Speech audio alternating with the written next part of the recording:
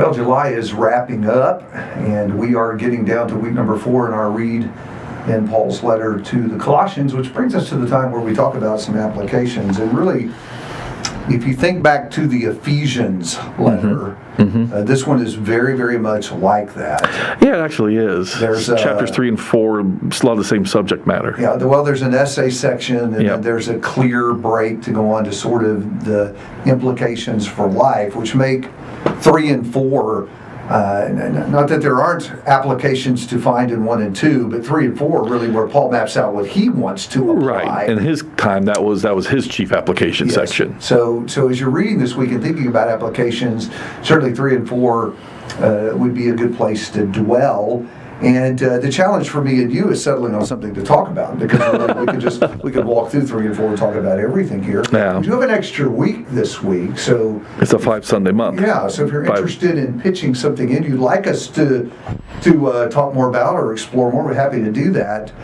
Jeff and I want to spend a little time today looking at the end of 3, where Paul begins this segment where he deals with a series of relationships. Right. And I think there's value in dealing with that. So we're going to pick up at 18 and just first of all talk about the marriage relationship. That's because that's where he starts, first saying just a little bit to wives and a little bit to husbands. So the intriguing thing to me is, it's just one sentence each. Yeah, it's not like Ephesians. Yeah, and so think about the significance that attaches to what the Holy Spirit chooses. Out of all the things you could say to a wife, he says to the wives, be subject to your husbands, to the husbands, love your wives and do not be embittered against them. Yeah. Which, by the way, parallels essentially Ephesians as well. Yeah. Focus on submission for the wives, focus on love for the husbands, which kind of fly up my antenna and make me think, okay, why, of all the things that could be said, why these 2? Yeah, and ultimately, I think it comes back to you're looking, Paul's giving you sentence summaries of what is perhaps the hardest but most essential aspect for each person in the marriage relationships. Going all the way back to Genesis, women, Genesis 3, right? Your desire will be for your husband, yet he must, or it must rule over you, depending on the translation. But the point is that was always going to be a challenge for women, and by the same token, husbands putting their wives and their families first above their own selfish interests. So truly loving, as opposed to using, and especially your wife, using her for sexual satisfaction, using her for house chores and dinner, and so truly loving your wife and seeking her good, and for the wives truly, especially when you are perhaps smarter or more diligent or more responsible than your husband, willingly putting yourself under him, those are challenging things for both. And when you said that, it occurred to me, you said from the beginning this has been a challenge for women, but let's be honest, from the beginning it's been a challenge for humanity. Yeah. First to submit to God, right, and then to submit to God-appointed leaders. In fact, really, if you think about it, throughout the Bible story, the whole struggle of humanity has been with submission. Yeah. I'm going to do what I am told to do. That's right. And so accepting my role that I have been given by God. And in the case of our relationship with God. Yeah, that's right. To submit to Him. And the relationship with government authorities or elders in the church or the king of the nation. Submission has always been a struggle in every facet. And so I buy what you're saying. I think that's right. I think that these aren't just random things, like Paul said, well, what can I throw in this time? I think it's the greatest struggle on each side of the relationship, sort of in a broad sense that he speaks to. And unless I, stop with just the women, with the men as well, even back at the beginning, because Adam, God challenges Adam in the course of the fall because you listen to the voice of your wife, but part of what's going on with Adam's failure is he did not love Eve well. He did not protect her from the serpent. Adam had been the one that apparently, at least one way to read Genesis 2, Adam had been the one directly dealing with God, getting the commandments even before Eve was created. And so, this Adam did not lead, Adam did not protect, Adam did not guard and guide his wife in this moment. And so in that sense, love is, in the Bible, as you and I know, love is not just the romantic, tingling feelings. Love really is doing your job. Men tend to be more selfish and self-absorbed. Doing your job to protect and care for your wife, and Adam did not do that in the garden. So again, you're looking at these quintessential failures that go back to these quintessential roles that each are supposed to fulfill. Yeah, the contribution of each of them as described here is what makes the family dynamic work as God contended. That's right. Somebody's got to submit. Yep. And the one to whom they submit has to love and care in order for this to work. Right. And so they're just, I think they're not random, but they're the key contributions Absolutely. to making marriage as God intended. And, by the way, for those who doubt that and would look to culture and say, no, the biblical idea is wrong. We need to liberate ourselves from these biblical ideas. Let me ask you, how's it working out for us in culture? Yeah. Is marriage better? Are relationships enduring? Are people happier in marriage because we've abandoned God's plan? Right. Absolutely not. And so then in 20 and 21, he just continues this family thought by talking about children. And interestingly, Jeff, be obedient. Again, the idea of submission, and fathers, do not exasperate your children, which I guess then all of us have sinned, because there is not a father who's been a father more than a year that has not exasperated their child. So and I what think are we going to do with that? Well, I think a big part of that is, obviously there is, I sometimes tell young parents, if you never make your kids cry, you're not doing it right. In other words, there are times to confront their will, break their will to obedience, and there are going to be some tantrums out of that. But on the flip side, especially as your children get older and more capable of being reasoned with about things, obviously children need to be taught the concept of authority. They learn to obey God's authority because they learn to obey mom and dad's authority as they're growing up, I think, is part of the pattern. But when we as fathers, just like a father or a husband needs to love, in other words, to do what's best to bring the family to maturity, to protect, to provide, and so forth. That's what it means really to love his family, and to show that genuine care and concern sacrificially. So too then in parenting, when we just simply, use our power over our kids, there's a right and a wrong way to say, because I said so. The right way is, I'm teaching my child to respect authority. You don't always get an answer. God doesn't give us an explanation for everything he asks. He doesn't owe us one.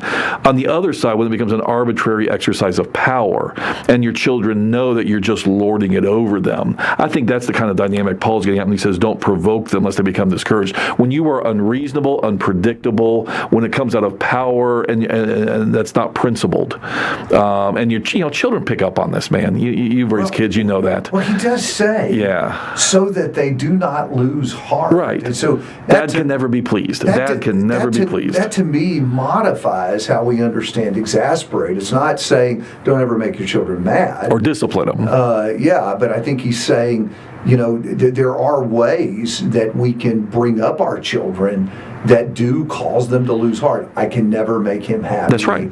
I never do enough. All he does is criticize. All he does is criticize. And again, it is the flip side of the submissive role that we have to be careful in our leadership, that we don't become dictators, insensitive to the plight of those we lead. And so I do think there is a real struggle for dads to kind of strike that balance between needing to be the heavy sometimes, but also be the one who loves and cares and is interested in the right kind of outcome with my kids. And by the way, I think when families are led that way, the other parts become easy. The submission becomes easier. And I think everybody understands this. For example, in a church setting, if you have a group of elders that you genuinely believe are looking out for your soul, even when they tell you hard things to hear, it's easier to hear it when you believe they really care about you. And so the same thing I think is true with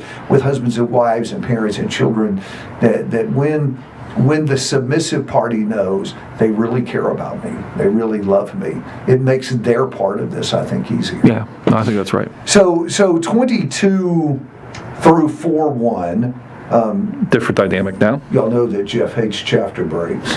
And is this maybe the best example for why we ought to hate chapter breaks? Yeah. Why in the world, when he's been going back and forth between partners and relationships, do you put masters in 4 and leave servants in 3? I'm not sure about that.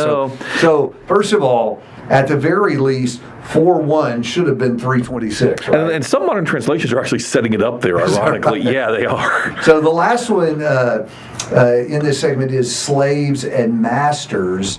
And I think right out the door, some people are going to say, why is anything even being said to slaves and masters? Why isn't this just real simple? Release your slaves. What's going on here? Yeah. Because, as Jesus points out in his own ministry, he didn't come to change, the social structures of the world. He didn't come to lead a revolt against Rome for the Jews either. Right. He was here to save souls from sin, not to stop all the sin in the world, not to stop sinful governments, not to stop sinful systems, in which people, may have, behave poorly toward each other or anything else. That's not why he came. He came to save us from our sin, because this age is passing away. That's when he comes back, he ends all this. But his first coming was not to do that, and for the Jews or for Gentiles. Yeah, and the fact that he regulates it has absolutely nothing to do with whether he approves of it. Jesus regulates divorce, but he doesn't want divorce at all. That's right. He wants married people to stay together for life. And so the other thing that I think is important to add to that is that we're talking about a very different variety of slavery. It was not what I think, envision in the antebellum South in this country. Not the same kind of thing going on at the time this letter was written. No, this was not based on a racial ideology that was based upon diminishing people because of their skin color. There was a different mentality in the ancient world regarding slavery that had much more to do with everything from whether your side lost a war and you were a war captive. Sometimes World War II we enslaved the Germans, not because we have a racialist ideology, but because we fought a war, we won, they lost, and part of how they pay us back for the cost of the war is they work for us now. They're our slaves. A very different world back then that was not based on a racist idea the way we have in our country.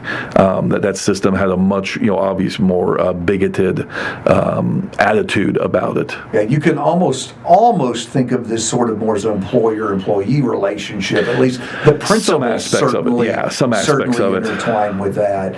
But the interesting thing, obviously we're not going to break all this down, but the overarching principle of both instructions to the slave and the master seems to be, remember who your master really is. Well, that's exactly right. The slave or servant is called to recognize, and therefore not just do it as, trying to get your master's approval, your earthly master's approval. You're doing it as unto the Lord. And really, remember verse 17. Verse 17 is really kind of the theme, and then Paul's fleshing that out in terms of these relationships. Whatever you do in word or deed, do everything in the name of the Lord, giving thanks to God through him. Whatever role God has providentially allowed me to fall into in life, whether by virtue of the gender I was born to the social status I have fallen into, at the end of the day I can serve the Lord in any of these. And so servants are called to look at it that way. I'm serving the Lord. And masters are called to then rightly remember you too have a master. That's exactly right. And as Jesus taught, in sense with your judging in Matthew 7, the standard you use will be applied to you. So one other thing real quick before we wrap this up. I actually think the relationship thing doesn't end at 4:1. I think if you wanted to put a chapter break in, the place it belonged is at the end of verse 6, because 2 through 6 seem to me to address another relationship, and that is a relationship disciples sustain to unbelievers or outsiders. He talks about them in verse number 5. Yeah. And so one last relationship to think about is the relationship we have with people who are not Christians. Sure. And we won't unpack that too much because that was a subject of the sermon on Sunday.